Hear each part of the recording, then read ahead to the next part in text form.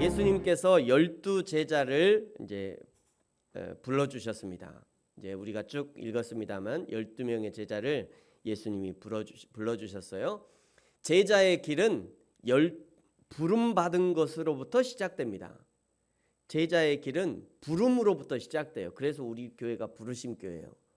불러주셨다 해서. 첫째는 하나님 나를 불러주셨다. 둘째는 부른 사람이 아직도 많다. 우리도 불러야 된다. 이런 의미에서 우리 부르심 교회가 이제 부르심입니다. 예수님의 제자의 길은 부르심으로부터 시작돼요. 예수님께서 제자들을 불렀다는 것은 그 사람이 이제 더 이상 훈련할 필요가 없는 완전한 상태라서 부르신 것이 아니죠. 그 사람이 앞으로 예수님의 사람으로서 예수님이 남겨놓으신 사명을 감당해 주기를 소망하는 마음으로, 그 예수님에게도 이런 소망이 있었던 거예요. 내가 이 사람을 불러서 제자로 세우면 이 사람이 나의 남겨진 그 사명을 감당할 것이다 라고 하는 그 소망을 품고 예수님이 불러주신 겁니다. 그래서 부르신 이후에도 계속해서 예수님과 3년을 함께 하시면서 그 제자들을 훈련했던 겁니다. 오늘 1절에는요, 예수님께서 제자를 부르시면서 그 제자에게 더러운 귀신을 쫓아내고 모든 병과 모든 약한 것을 고치는 권능을 주셨다라고 말씀하셔요. 여기 더러운 귀신을 쫓아내는 능력, 병을 고치는 능력, 약한 것을 고치는 권능이 어디서부터 온 것이냐면 예수님께로부터 왔다는 거예요. 이 모든 능력은 예수님께서 부여해 주신 권능이라는 겁니다.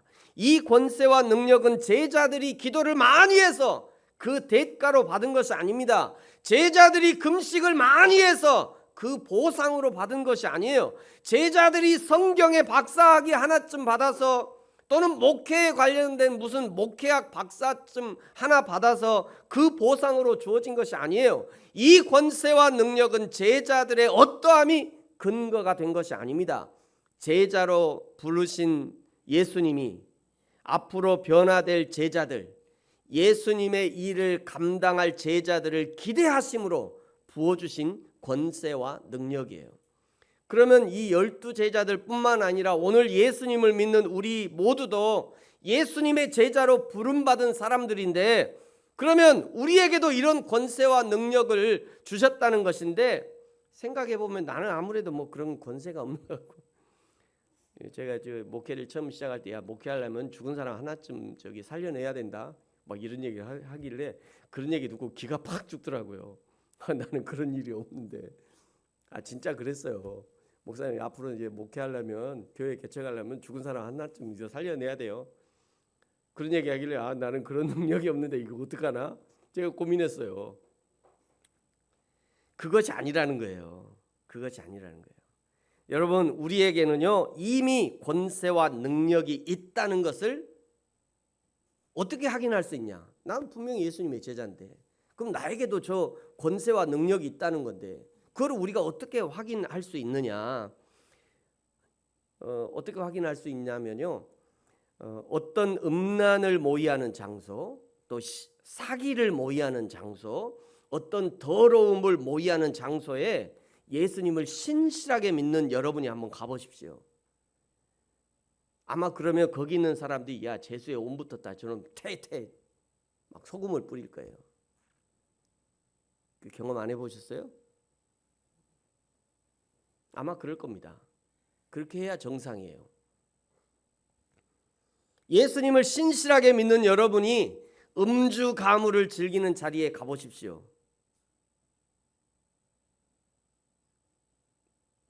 노래방에 가지 말라는 얘기는 아니에요. 노래방 가도 돼요. 노래방 가도 돼요. 그런데 노래방 가서 뭐 음주 가무 막 저렇게 하는데 가보시라고요. 저런데 여러분이 탁 나타나면요, 야, 분위기 깬다고 그럴 거예요. 그런 얘기 한두 번쯤 들어보셨죠? 들어봐야 정상이에요. 분위기 깬다고. 제가 오면 분위기 깨니까 막 찬송가 거기서 막 부르고 그러지 마세요. 분위기 깬다고 그럴 거예요. 여러분뿐만 아니라 예수님을 신실하게 믿는 여러분이 어떤 마음의 괴로움이 있는 사람, 삶의 고난과 고통이 있는 사람들에게 위로의 한마디를 던지고 권면의 말을 주고 그리고 그를 품어줘 보십시오.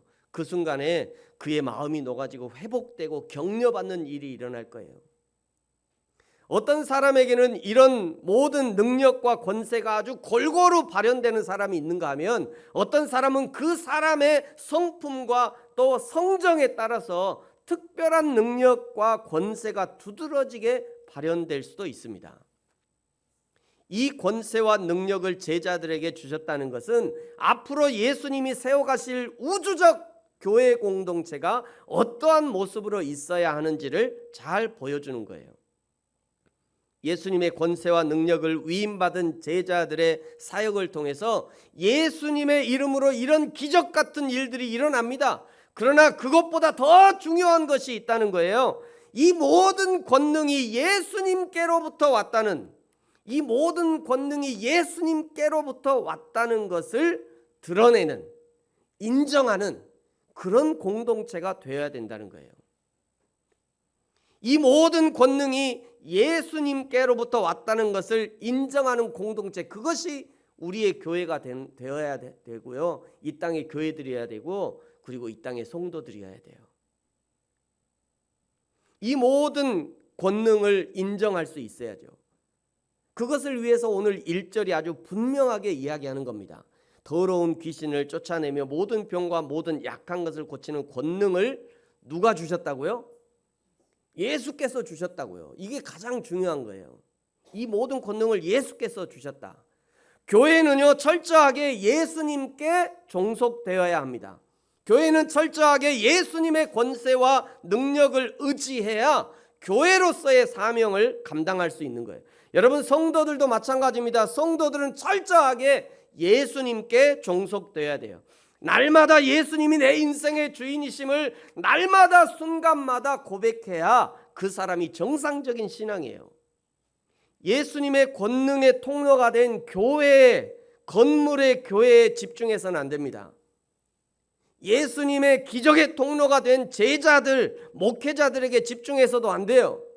만약 조금이라도 건물이 예수님을 가리려 한다면, 목회자가 예수님께 갈 영광을 가로채려 한다면 당장 그 자리에서 일어나야 돼요. 당장.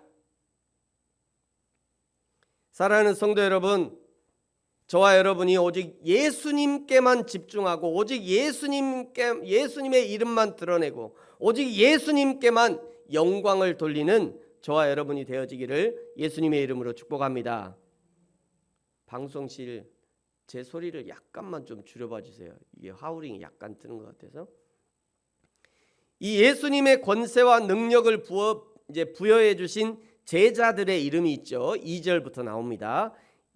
2절에 지금은 베드로라고 이름하는 시몬, 일부러 이렇게 쓰고 있는 거예요. 이전에는 그냥 보통 사람 시몬이었다는 거죠. 그러나 예수님이 반석이라고 하는, 베드로라고 하는 이름으로 바꿔주셨다, 이런 의미예요. 그 베드로의 형제 안드레가 있고요. 그리고 세베대의 두 아들 야고보와 요한이 있습니다. 야고보나 요한이라는 이름은 당시에 너무나 흔한 이름이었어요. 마리아처럼 말이죠. 이 동네도 마리아, 저 동네도 마리아, 온통 마리아예요. 그래서 그 마리아도 이제 어느 지역의 마리아 이렇게 얘기하잖아요. 세베대의 아들도 마찬가지예요. 야고보와 요한이라는 이름이 많이 있었기 때문에 여기서는 특별히 세베대의 아들이다라고 구분을 해주는 거죠. 3절에는요, 빌립과 바돌로메, 도마, 그리고 세리, 마태. 지금 우리가 마태복음을 읽고 있잖아요. 마태가 자기 자신의 이름을 여기 기록하면서 자기 자신을 나는 세리였다라고 지금 기록하고 있다는데 우리가 주목해야 될 필요가 있습니다. 예수님 당시의 세리들은요, 유대 사회에서 가장 멸시받는, 소외받는 계층으로 여겨졌어요. 그들은 억압적인 점령자로 여겨지던 로마 당국을 위해서 세금을 징수했기 때문에 종종 동족들에게 반역자로 여겨졌습니다. 이 반역자야. 똑바로 막 이 반역자, 이 누구지? 우리나라에 이완용처럼 이 반역자 이완용아, 이런 식으로 반역자로 여겨졌어요. 세금 징수원은요 종종 바가지를 씌워서 또 남의 돈을 자기 주머니에 넣는 등 부패와 착취로 아주 유명했습니다. 그런 세리 중에 그나마 정직하게 세리의 일을 했던 사람들이 한 사람 있죠. 여러분 생각나십니까? 정직하게 세리의 일을 행했던 사람. 키가 작은 삭개오. 제가 삭개오를 왜 정직하게 얘기하냐면요. 여기 이제 좀 보면 되는데 누가복음 19장에 이 삭개오가 나오는데요. 삭개오라 하는 이름자는 세리장이었고 부자였대요. 벌써 세리장에 부자였다. 벌써 의심이 가잖아요. 이 사람 뭔가 문제 있는 거. 이게 그야말로 그 미움받는 그 세리의 아주 전형 같잖아요. 그런데 이 삭개오가 자신의 행위를 이렇게 소개하고 있어요. 삭개오가 서서 주께 여짜오되 주여 보시옵소서 내 소유의 절반을 가난한 자에게 주겠사오며 만일 누구의 것을 속여 빼앗은 일이 있으면 네 갑절이나 갚겠습니다. 혹시라도 부지불식 중에라도 내가 누구의 것을 빼앗은 일이 있으면 네 배나 갚겠습니다. 이것은요 적어도 나는 속여서 빼앗진 않았습니다. 그런 얘기잖아요. 예수님 앞에서 나는 적어도 속여서 빼앗진 않았어요. 그러니까 세리는요 다 이 악덕 세리만 있는 게 아니었어요. 그 중에는 이 삭개오처럼 그저 직업으로 맡겨주신 자기 일에 충실했던 그런 세리도 있었던 거죠. 뿐만 아니라 마태처럼요 그 자신의 정체성을 의심하면서 목구멍이 포도청이라 세리의 일을 할 수밖에 없었던 그런 세리도 있었다는 거예요. 마태는요 스스로 생각했을 거예요. 내가 예수님의 제자 된 것은 천지가 개벽할 일 아닌가. 왜냐하면 내가 세리가 아니었던가. 어떻게 세리가 예수님의 제자가 된다는 말인가. 이렇게 기록한 거예요. 이런 자신을 제자로 불러주신 예수님께 감사하면서 여기 나는 전직 세리였다라고 기록하고 있는 겁니다. 사랑하는 성도 여러분, 저와 여러분은 우리를 하나님의 백성으로 예수님의 제자로 불러주신 하나님 앞에 날마다 겸손하고 하나님의 은혜를 더 깊이 생각하는 저와 여러분이 되어지기를 예수님의 이름으로 축복합니다. 세리 마태 다음에 알페오의 아들 야고보와 다데오 또 나오잖아요. 야고보가 또 나와요. 위에서는 세베대의 아들 야고보, 여기서는 알페오의 아들 야고보. 또 한 사람의 아주 유명한 야고보가 있어요. 아십니까? 예수님의 친동생 또 야고보가 또 있잖아요. 그래서 야고보서를 쓴 예수님의 친동생 야고보. 그래서 이게 구분을 해놓는 겁니다. 그 다음에 4절에 보니까 가나안인 시몬, 여기 가나안인이라고 하는 것은요 시몬 호 카나나이오스 이렇게 읽어요. 시몬이라고 하는 가나안 지역의 출신 사람, 가나안 사람 이런 의미입니다. 가나 지역의 시몬 이런 의미예요. 여기 가나 지역의 시몬 그리고 이 가나안인이라고 하는 것은 열심당원을 의미하기도 합니다.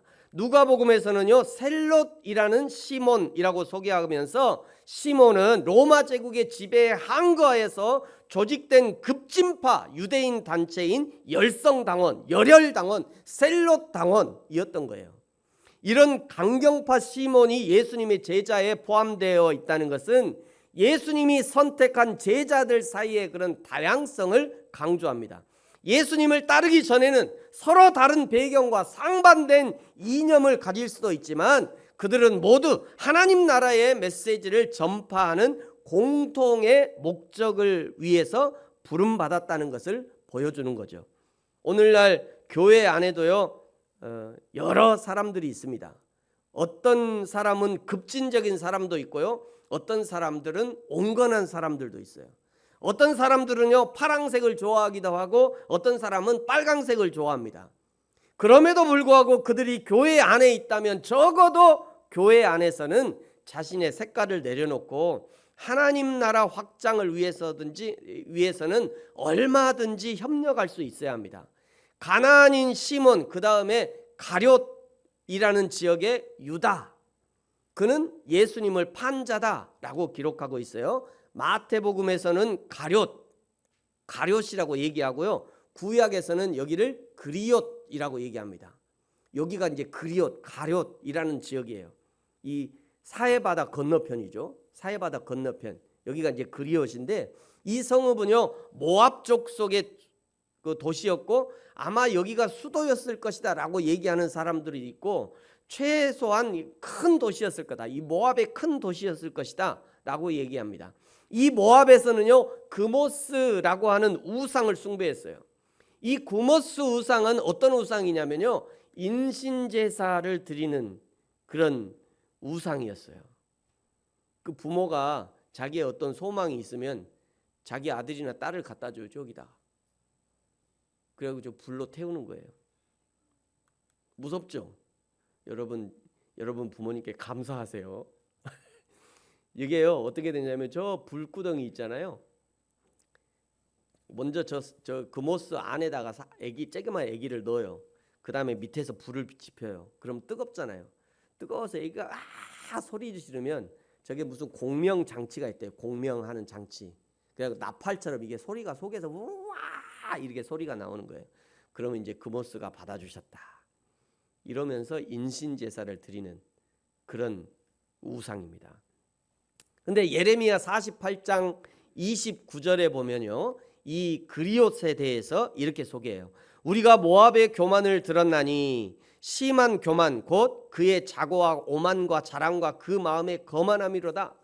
가룟 사람 유다, 그리옷 사람 유다가 그런 지역의 출신이라는 것을 알려주면서 그런 유다가 예수님을 팔았다라고 적시하고 있는 거예요.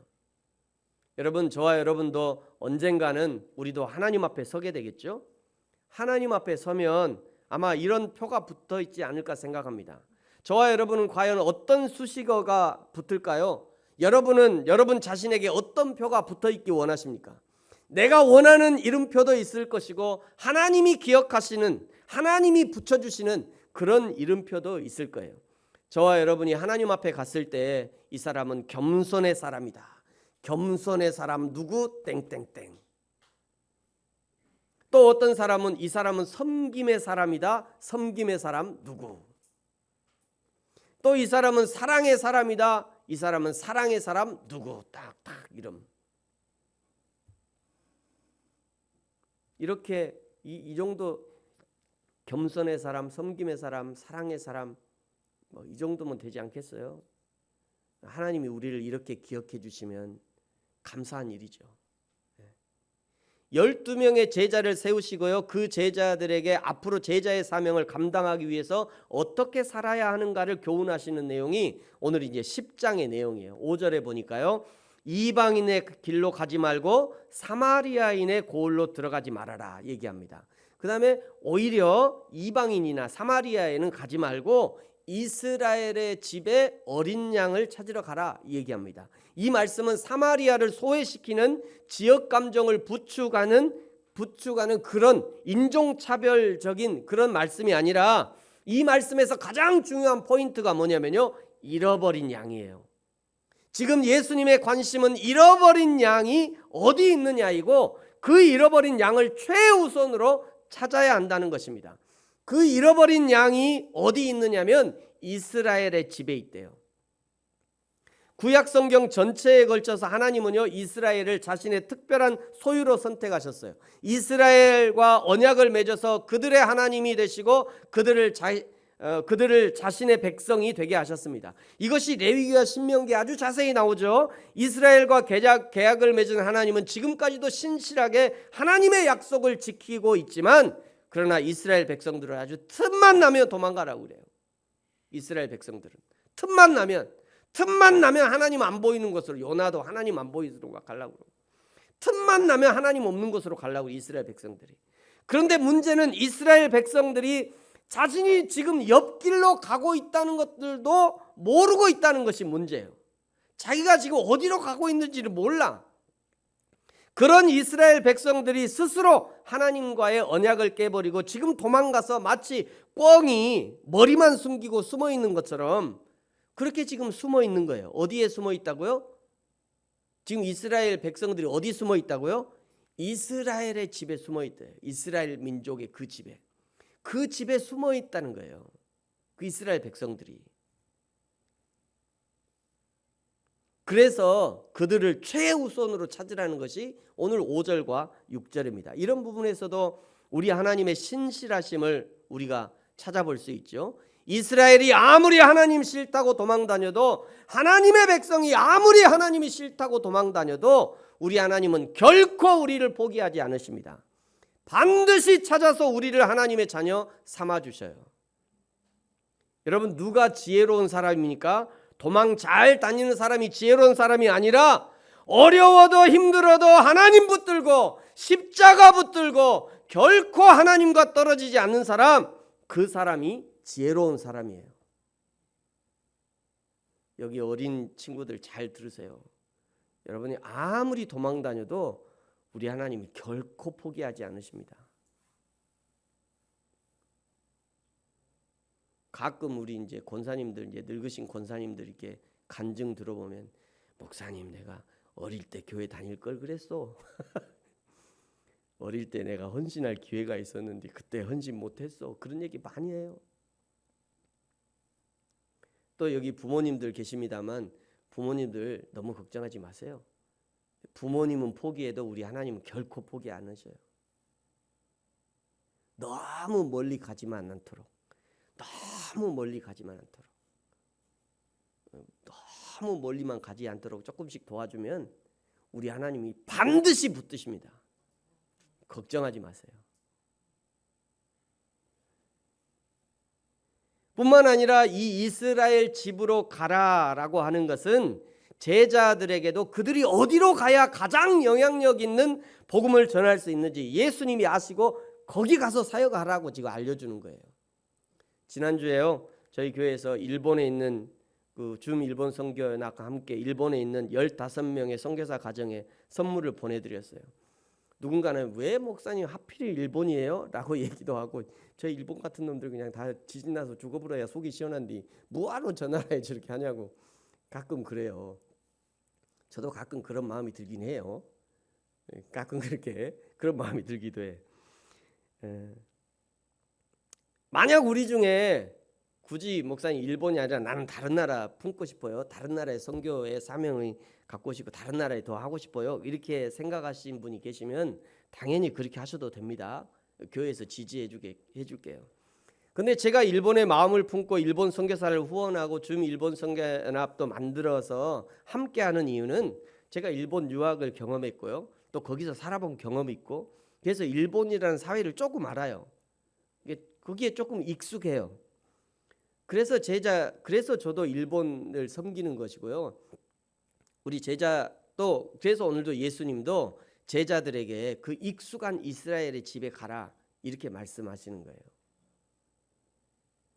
지난주에 이제 저희가 덤으로 한 선교사님 한 분한테 이제 10만 원, 우리나라 돈으로 10만 원, 그 얼마 안 되잖아요. 10만 원 그 이제 선물을 보내는데 어떤 분이 그러시더라고요. 아, 목사님 요즘엔요 일본에도 한류가 이거 가지고 저 시골 마트에 가도 한국 물건 많아요.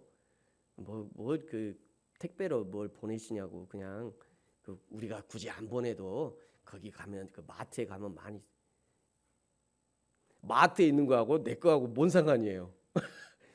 마트에 아무리 있어봐요, 그거 다 살 수 있어요? 아무리 좋은 게 마트에 있어도 이거 내 돈을 들여서 사는 거는 쉽지 않은 거예요. 진짜 뭘 몰라요. 유학생들 생활을 안 해봐서 그래. 자기가 일본 생활을 안 해봐서 돈만, 세상에 돈만 있으면 페라리도 사고 다 사죠. 근데 내가 살 수 있는 것과 누가 보내주는 건 다른 얘기예요. 그래서 어쨌든 우리가 보냈어요.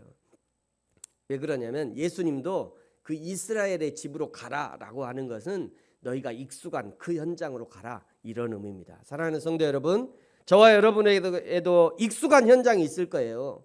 그것이 직장이든지 가정이든지 학교든지 하나님이 보내신 익숙한 현장, 바로 그곳에서 하나님의 나라 복음을 전해라, 이런 의미입니다. 예수님이 구원자와 주인이심을 증거해야 되는 거죠. 예수님이 하나님이심을 그 익숙한 현장에서 거기서 드러낼 수 있어야 돼요. 그것이 그리스도인의 사명인 것입니다. 7절에 제자들에게도 말씀하죠. 가면서 전파하면서 말해라, 천국이 가까이 왔다라고 말하래요. 그리고 8절에 예수님이 부여해 주신 권능, 즉 귀신을 쫓아내고 모든 병과 모든 약한 것을 고치는 권능을 사용합니다. 특별히 8절 끝에는요, 너희가 거저 받았으니 거저 주라 라고 얘기하잖아요. 제자들이 예수님께로부터 받은 귀신을 쫓아내는 권세, 병과 약한 것을 고치는 능력은 거저 받은 것이에요. 거저 받았으니 거저 주라는 거잖아요. 우리도 하나님께로부터 다양한 능력을 받았을 것이에요. 하나님께로부터 받은 능력과 은사를 오직 나만을 위해서 사용하는 것은 바람직하지 않습니다. 나를 통해서 누군가의 배고픔이 해결이 되어지고, 나를 통해서 누군가의 육신의 아픔, 마음의 아픔이 치료가 되어지고, 나를 통해서 누군가가 격려를 받고 삶의 희망을 발견할 수 있다면 그 사람은 하나님의 사명을 잘 감당한 사람이라 칭찬을 받게 될 거예요. 9절부터는요, 전도 여행을 할 때 금이나 은이나 동이나 이런 돈을 가지고 가지 말라 말씀하죠. 10절에는 배낭도, 두벌 옷도, 신이나 지팡이도 가지고 가지 말아라. 왜냐하면요, 너희들이 하나님의 일을 하는 것은 하나님의 일꾼이니까 당연히 하나님이 너희들의 먹을 것, 입을 것을 줄 것이라는 거죠. 11절에 어디서든지 합당한 자를 찾아내면 거기서 머물고, 12절에 그 집에 들어가거든 평안을 빌으래요. 13절에 그 집에 평안의 축복을 받을 만하면 평안이 임하겠지만 받지 못하면 너희들에게 돌아올 것이다. 그러니까 평안을 많이 빌면 많이 빌수록 좋은 거죠. 못 받으면 나한테 돌아오니까요. 그러나 14절에 너희를 영접하니 아니하거든 너희의 발에 먼지를 털어버리래요. 여기 먼지를 턴다는 것은 이 일에 대한 책임이, 이 복음에 대한 책임이 복음을 선포한 제자들에게 있는 것이 아니라 이 복음을 거부한 자들에게 있다는 거예요. 굉장히 무서운 말이죠, 사실은. 복음을 전했는데 그 사람이 복음을 안 받겠대. 그러면 나는 책임 없는 거예요. 그 사람이 책임이 있는 거죠. 제자들과 복음을 거부한 성읍은 15절에 보니까 아브라함 때 유황의 심판을 받아서 멸망했던 소돔과 고모라 땅보다 더 심한 멸망을 당하게 될 것이다. 그만큼 제자들의 사역에 힘을 실어주는 것입니다. 그러니 너무 조바심 내지 말라는 거예요. 순리대로 하라는 겁니다. 그냥 길을 가다가 복음을 전해서 받아들이거든, 복음을 전하고 또 그 사람에게 평안을 선포하고, 받지, 그 사람이 내가 복음을 전했는데 받지 않, 왜 받지 않소? 저주를 받을 것이요. 막 이렇게 하지 말래요. 그러시냐고. 그럼 나중에 또 복음을 또 기회가 되시면 예수도 믿으시고 교회도 가시라고. 그리고 지나가래요, 그냥. 대부분의 전도 훈련을 하는 그 전도 훈련하면 아주 고정적인 문구가 있죠. 같이 한번 읽어볼까요? 시작. 성공적인 전도란 성령의 능력 안에서 예수 그리스도만을 전하고 그 결과는 하나님께 맡기는 것이다. 아멘. 이렇게 외우면서도 정작 전도할 때 그 결과까지 자신이 책임지려 하니 전도가 힘들어지는 거예요. 즐겁고 행복한 전도가 어려운 거예요. 때로 내가 전도했는데 열매는 다른 교회 가서 맺기도 하고요. 지금 우리와 예배하는 저와 여러분도 어디선가 전도를 당해서 여기서 지금 열매를 맺고 있는 거잖아요. 누군가에게 신앙 생활을 권면을 받고 또 우리 교회로 연결될 수도 있고 다른 교회로 연결될 수도 있고. 그러니까 내가 전도했으니까 꼭 우리 교회로 가야 되고 막 우리 교회 와야 신앙이 성장. 가끔 좀 겁나. 그런 얘기 들으면 나는 좀 겁나요. 내가 어떻게 영혼을 책임져요? 뭐 우리 교회 오면 반드시 신앙이 성장한대요? 그 보장이 어디 있어요? 나도 노력을 하지만 그렇게 할 수 없는 거예요. 예수님도 그래서 예수님 얘기하신 거잖아요. 너희들 영접하거든 거기 들어가고 복음을 받거든 평안을 선포하고, 근데 너희를 영접하지 않거든 그냥 먼지에서 발을 털어라. 네 책임 아니다. 지금 그 얘기하는 겁니다. 그러니 복음을 전하는 제자들, 전도하는 너희들은 결코 하나님께 맡기고 반드시 그 결과를 하나님께 맡기고 기쁨으로 복음을 전하고 하나님의 나라를 선포해라. 너에게 주신 사명과 은사를 사용해라. 지금 그 얘기를 하고 있는 겁니다. 사랑하는 성도 여러분, 오늘 저와 여러분을 예수 그리스도의 제자로 부르신 하나님, 그 하나님이 우리에게 예수님의 권세와 능력을 가지고 섬기고 사랑하고 전도하라고 우리에게 말씀하셨습니다. 이 전도의 능력은 하나님이 우리에게 주신 거죠. 그저 우리는 주님이 주신 만큼 사랑하고 섬기고 주님이 주신 만큼 섬기고 그러다가 하나님이 열매를 주시거든 기쁨으로 받고 또 하나님이 열매를 안 주시거든 또 다른 데 가서 복음을 전하고 그렇게 좀 편하게 좀 너무 막 거기에 얽매여 갖고 신앙생활을 하는 것이 아니라 우리에게 주신 만큼의 사랑과 섬김을 행할 수 있는 저와 여러분이 되어지기를 예수님의 이름으로 축복합니다. 같이 한번 기도하겠습니다.